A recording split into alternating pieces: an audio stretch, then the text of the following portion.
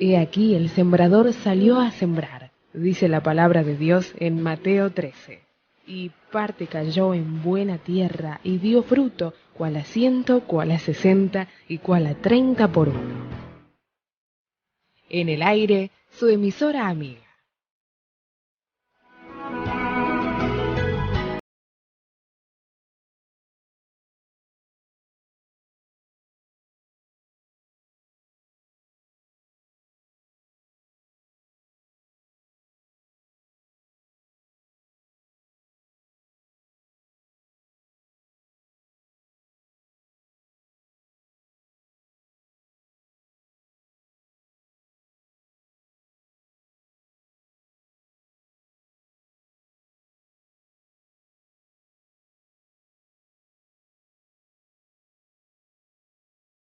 Muchas gracias por acompañarnos una vez más. Estamos en Semillas al Aire, comenzando esta nueva semana, avanzando por una serie de reflexiones bíblicas radiales que yo he titulado Señales del Fin de los Tiempos. Hoy abordaremos la señal número 9, que yo he titulado Ecumenismo. La compañera del anticristo se prepara.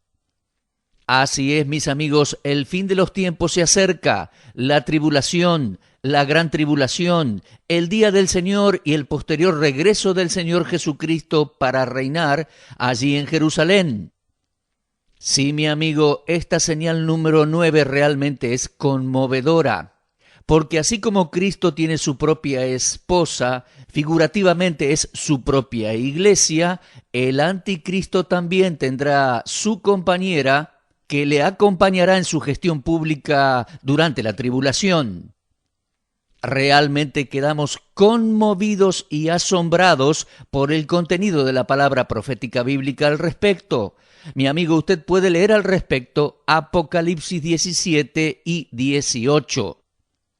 Comencemos pensando en la esposa del Cordero, la verdadera iglesia, y luego reflexionemos sobre el anticristo que tomará su lugar, que también tiene su compañera. Sin arruga, sin mancha, santa, limpiada y comprada por la sangre del único Cordero de Dios, la iglesia verdadera de Jesucristo, la dignificada esposa del Cordero, muy pronto será elevada al deleite mismo de la presencia del Señor resucitado en los cielos. Se le concederá a esa enorme asamblea vestirse de lino fino resplandeciente, y en los cielos acompañará a su Señor en la ejecución de sus determinaciones, compartirá su gozo eterno y le servirá exaltada a lo más alto en las esferas celestiales. Paralelo a eso, las escrituras proféticas nos anuncian que otra singular pareja irrumpirá en la escena internacional de los últimos tiempos. Ese hombre, que será el anticristo, con seductora autoridad concedida por Satanás mismo, según Apocalipsis 13:7, llegará a dominar sobre toda tribu, pueblo, lengua y nación, convertirá su imperio en un macabro autoritarismo mundial y terminará destruido por el resplandor de la gloria de Jesucristo en su triunfal retorno al mundo, según 2 Tesalonicenses 2:8 e Isaías capítulo 11. Ahora bien, ella, su compañera, se la presenta proféticamente como ebria, corrupta, en prostitución espiritual, se sentará como reina sobre los pueblos, muchedumbres y naciones, según Apocalipsis 17:1 y también versículo 15 y Apocalipsis 18:7, pero ella llegará a ser aborrecida por los mismos que la habrán encumbrado, según Apocalipsis 17:16, y terminará destruida violentamente tan solo en un día. Mis queridos oyentes, únicamente la Biblia, la sólida palabra de Dios inspirada por el Espíritu Santo, podría haber anunciado de antemano el levantamiento de semejantes protagonistas de los días venideros de este mundo. Solo la revelación de Jesucristo, que Dios le dio para hacer saber a sus siervos las cosas que deben suceder pronto, según Apocalipsis 1:1, solo esa revelación podría describirlos con tanta claridad y crudeza. Solo el Altísimo Dios podría decretar, anunciar y ejecutar su justo juicio sobre ellos, según Apocalipsis 18:8. Así es, mis amigos, el tiempo del fin se acerca. Esa macabra pareja se prepara, el anticristo y su compañera. Dios ha anunciado su levantamiento. Dios les describe proféticamente, pero también Dios ha anunciado y prepara su justo juicio sobre ellos. Bueno, mis oyentes, vamos a considerar a la luz de la palabra profética bíblica el misterio de esa mujer y de la bestia que la trae. Casi culminando un asombroso despliegue profético que comenzará en el libro de Daniel, el capítulo 17 de Apocalipsis describe abundantemente cómo aquel perverso anticristo, disfrazado de piedad, recibirá y ejercerá el dominio del mundo entero, secundado por una indigna compañera de su misma calaña. En la visión profética del capítulo 17, ella lo domina, se sienta sobre él, eso leemos en el versículo 3, pero al mismo tiempo él la trae, eso lo leemos en Apocalipsis 17:7. Ahora bien, entendemos que así como la esposa del Cordero es una representación metafórica y espiritual de la verdadera Iglesia de Jesucristo, compuesta por millones de seres humanos, es obvio que esta otra deplorable mujer también representa a otra gran configuración religiosa, pseudo-cristiana y mundial, falsa, impura, corrupta, que acompañará al anticristo en su gestión gubernamental. Es que toda conformación de índole religiosa que no adora al Dios vivo y verdadero, reconociendo su palabra y proclamando las virtudes de su santa persona y sus poderosas obras, se constituye a sí misma como prostitución espiritual. Ese fue el mensaje y el lenguaje de los profetas antiguos. Usted lo puede leer en Isaías 1:21, en Jeremías 2:20, en Ezequiel 16, hablando no solo de los pueblos paganos, sino también del propio pueblo de Dios, cuando éste se apartó en pos de otros rumbos religiosos. Esa era la terminología: corrupción y prostitución espiritual. Ahora bien, inconmovible y eterno es lo que estuvo escrito en las tablas de la ley y quedó registrado en el libro de Éxodo. Yo soy Jehová tu Dios, no tendrás dioses ajenos delante de mí. Lo leemos allí en Éxodo 20. No te harás imagen ni ninguna semejanza de lo que está arriba en los cielos, ni abajo en la tierra, ni en las aguas debajo de la tierra. No te inclinarás ante ellas, ni las honrarás, porque yo soy Jehová tu Dios, fuerte, celoso. Repito, esos son los mandamientos allí en Éxodo 20, versículos 1 al 5. Mis amigos, rotundo y absoluto fue lo que el manso y humilde Hijo de Dios, que no tenía dónde recostar su cabeza, declaró frente a las mejores ofertas de riquezas y placeres fáciles, ante el mayor ofrecimiento de poder y de gloria mundial, con la mirada absorta de las huéspedes angelicales como testigos, y en respuesta al líder de toda rebelión espiritual, el Señor Jesús le dijo al diablo: vete, Satanás, porque escrito está, al Señor tu Dios adorarás y a Él solo servirás.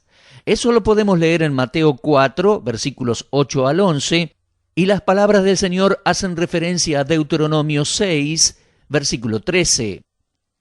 Entonces, desde aquella perspectiva bíblica, Juan ve a esa mujer en Apocalipsis como prostituta y fornicaria espiritualmente. Lo puede leer usted en Apocalipsis 17, del 1 al 5. Un sistema religioso infiel al Dios vivo y verdadero que, levantándose, dominará y extraviará multitudes a cualquier precio y forma. Lo podemos leer en Apocalipsis 17:1 y 17:15. Los títulos en la frente de aquella mujer publican sin lugar a dudas su extracción y su esencia. Léalo allí en Apocalipsis 17:5. Ahora bien, Babilonia, Nínive y otras grandes ciudades, desde Babel en Génesis 10 y 11, fueron cuna de diversos cultos paganos, maestras de hechizos, no solo ejemplos de tolerancia y fomento a toda forma de ocultismo, superstición y religión, sino también monumentos a la altanería del hombre que, como Nimrod, su fundador, se aparta deliberadamente de Dios para crear su propia religión. Léalo en Jeremías 2, en Ezequiel 8, en Ezequiel 13, en Nahum capítulo 13 y versículo 4.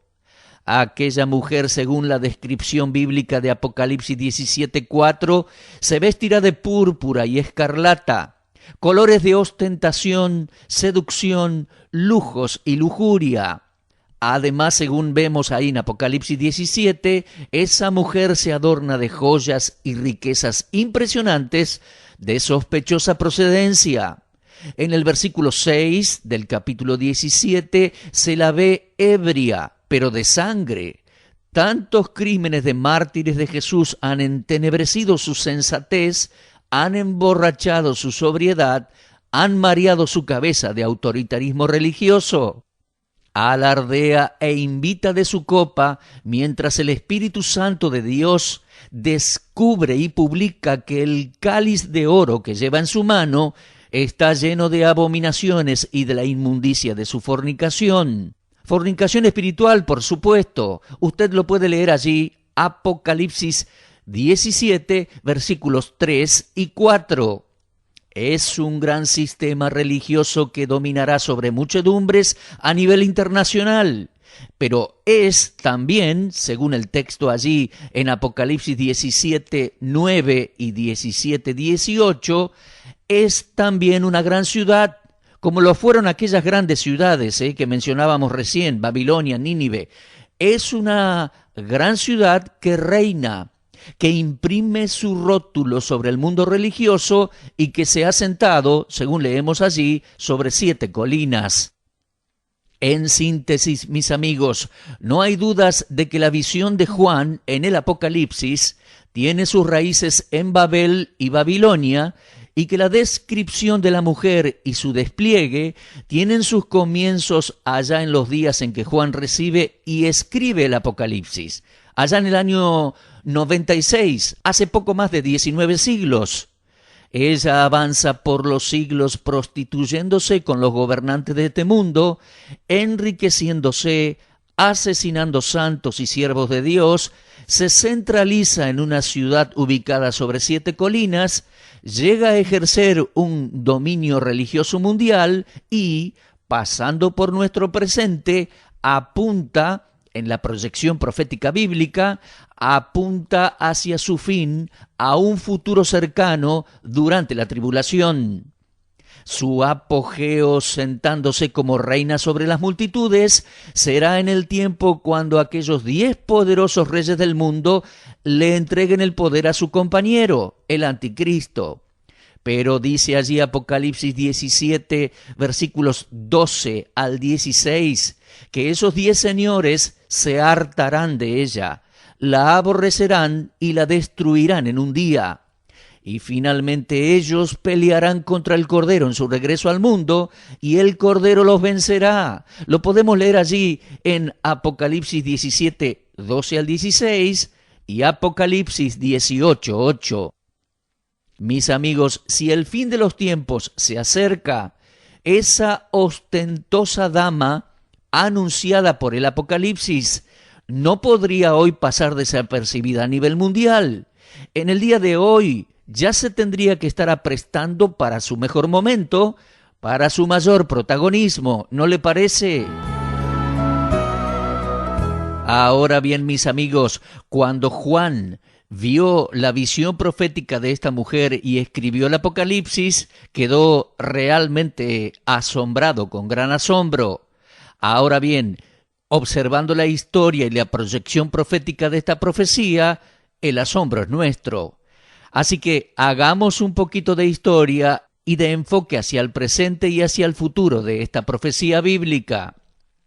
La Iglesia de Cristo comenzó en Jerusalén proclamando en forma sencilla y contundente que aquel que los gobernantes y autoridades judías habían crucificado, Dios había resucitado y le había hecho Señor y Cristo. Usted lo puede leer en Hechos 2:36 y capítulo 3, versículo 15.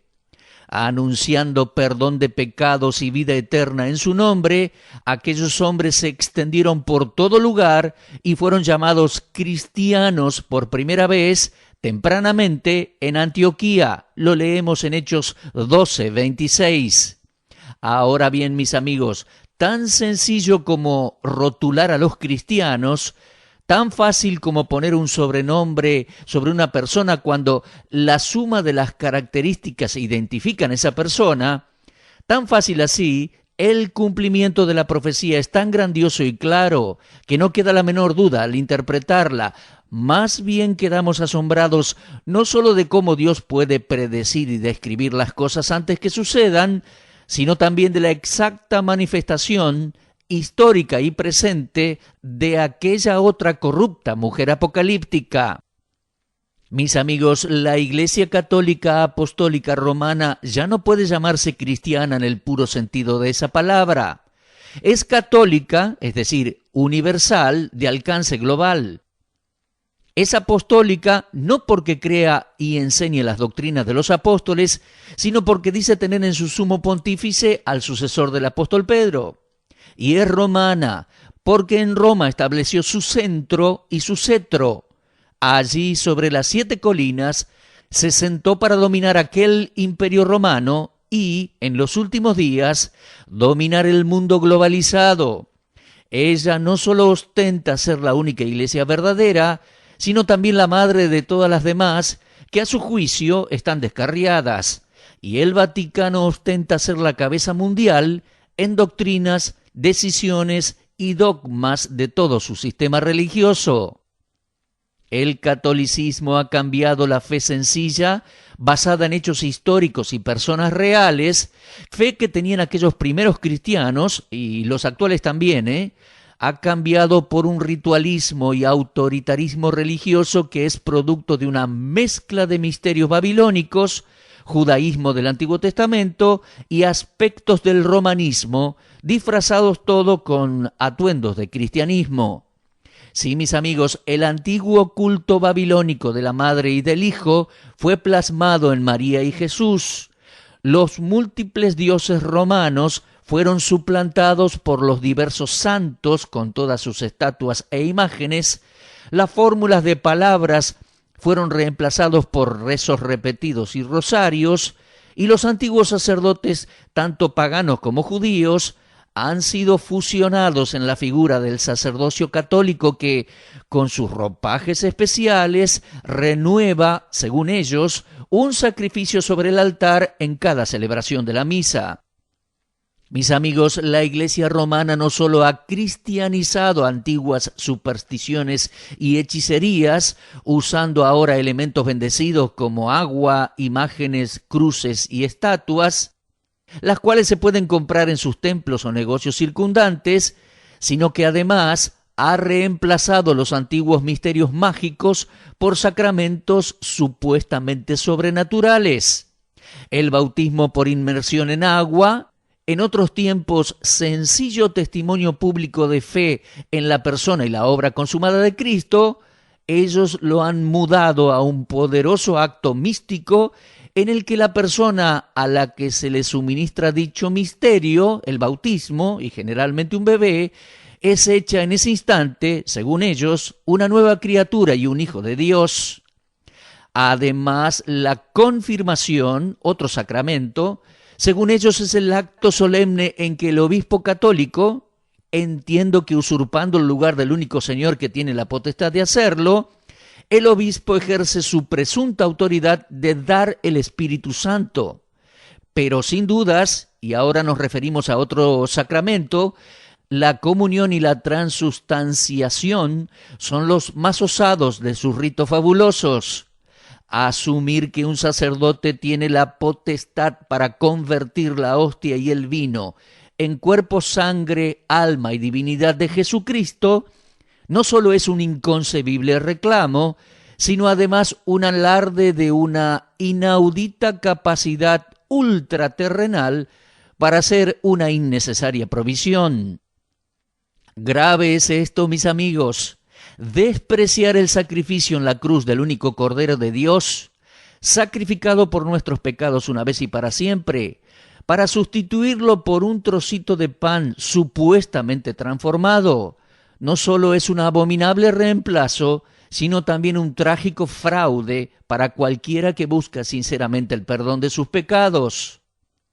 Ahora bien, desde los tiempos del Nuevo Testamento y por siempre, las iglesias de Cristo han sido autónomas en cada localidad, pastoreadas por ancianos y pastores del propio lugar, teniendo a Cristo como su cabeza absoluta y a la Biblia como la palabra de Dios. No obstante, el Papa Católico se eleva como máxima autoridad mundial de su sistema religioso, infalible, según ellos, en sus declaraciones oficiales y asumiendo los calificativos de Santo Padre, Vicario de Cristo y su santidad, se eleva a un pedestal donde llega al extremo de suplantar a la eterna Trinidad sobre la faz de la tierra. Mis amigos, semejantes pretensiones, pese a lo arrogantes e inconcebibles que son, se han mantenido por siglos y se han instalado con fuerza inusitada y presencia incuestionada en el mundo de nuestros días. A semejanza de los césares romanos, que además de ser emperadores ostentaban el título de sumos sacerdotes del imperio, imprimían sus caras en las monedas y se hacían llamar Señor y Dios, el Papa agiganta cada vez más su figura de sumo pontífice, el Vaticano ensancha su poder económico y su influencia política mundial, dejándonos la impresión de que resta poco camino por recorrer para que el anticristo, la bestia que la trae, controle con su marca la economía mundial y se presente como Dios para el mundo entero.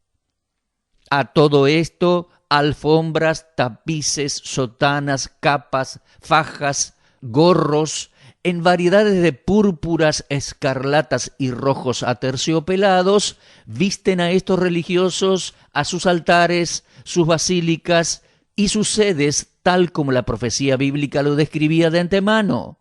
Sumado a esto, incalculables riquezas en joyas, coronas, crucifijos, copas de oro con incrustaciones de perlas, diamantes y otras piedras preciosas, gran parte de ellas acumuladas a partir de las ventas de indulgencias para la salvación de almas y en la confiscación de los bienes de aquellos que morían en las hogueras de la Inquisición, tesoros que hoy se guardan en Lourdes, en Francia, el Vaticano y diversas catedrales del mundo. Bueno, todo esto va adornando inescrupulosamente a esta dama profética.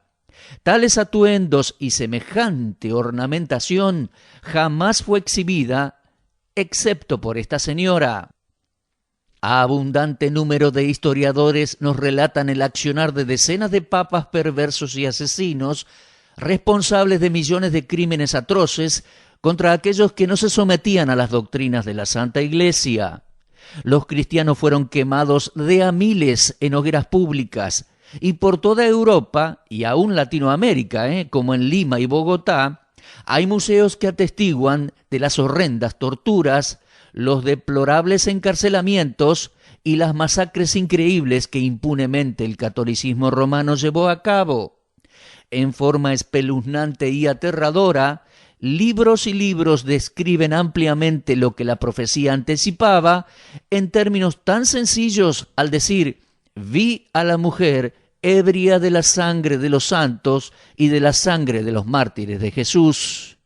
¿Cabe acaso duda alguna de tan imponente y espantoso cumplimiento de la profecía del Apocalipsis? Gran imperio religioso, gran ciudad sobre 7 colinas, su sede central es también el más particular de los territorios en el mundo. Estado independiente de tan solo unas pocas hectáreas de extensión, el Vaticano es la única ciudad que intercambia embajadores con las naciones del mundo, la que sobre el respaldo de sus tesoros ha sumado inversiones en grandes bancos, acciones en poderosas corporaciones, ganancias en colosales empresas y de esa forma ha asegurado un poder político y económico mundial incomparable. En sus viajes el Papa ya no es un siervo de Jesucristo anunciando el Evangelio, más bien prefiriendo dominar en cuestiones sociales, políticas, limítrofes, económicas, financieras, ha cambiado el mensaje espiritual por intereses meramente terrenales para sentarse sobre multitudes, fornicando espiritualmente con los reyes de la tierra. Cuando Juan la vio en visiones proféticas hace ya más de 19 siglos, quedó lleno de asombro. Hoy, ante este megacumplimiento de las profecías bíblicas, el asombro es nuestro, mis amigos. Bueno, el tiempo por hoy se ha ido, mañana continuaremos con este tema. El fin de los tiempos se acerca, no hay duda, los protagonistas del fin de los tiempos se preparan, la profecía bíblica los describió de antemano y anunció el fin justo de cada uno de ellos.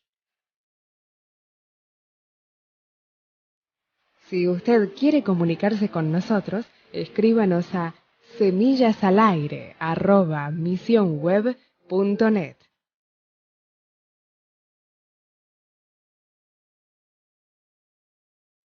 Muchas gracias y será, según la buena gracia de Dios, hasta nuestro próximo programa.